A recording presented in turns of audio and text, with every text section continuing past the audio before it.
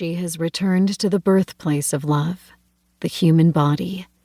In consenting to a story she would never have written for herself, she has repositioned her own relationship with her body, her God, and her world. I met Lyndsey through a writing mentorship I led a few years ago, where I witnessed a woman who not only has potent words to share, but has the courage to live a life that matches them. I've watched Lyndsey live with integrity.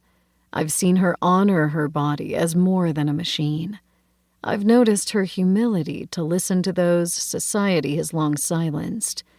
In an industry where many writers hustle hard to be heard, I've watched this woman create for the sake of a joy and liberation that are unified with joy and liberation for her own body and all marginalized bodies. The integrity I've seen Lyndsey cultivate is the integrity she invites you into in this book. In the fierce landscape of loss and the crumbling empires of commodification and consumerism, Lyndsey has become so fluent in the language of wholeness, she can translate our body's truths. She welcomes us home, not to a world where weakness stands knocking and orphaned at the door, but where our whole selves have room to stretch and rest. Learn her language and listen, for your body is speaking the words we all need to hear to be whole.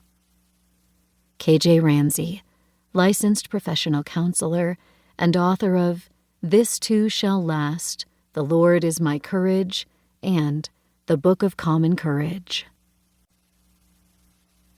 Introduction.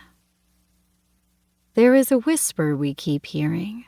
It is saying we must build in us what we want to see built in the world.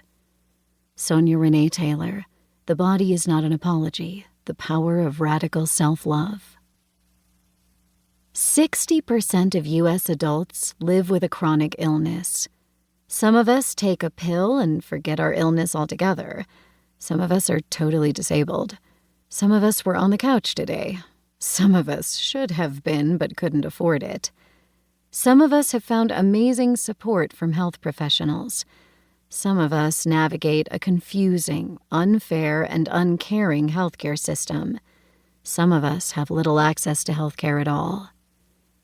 But all of us live with a before and an after. A chronic disease is a constant companion.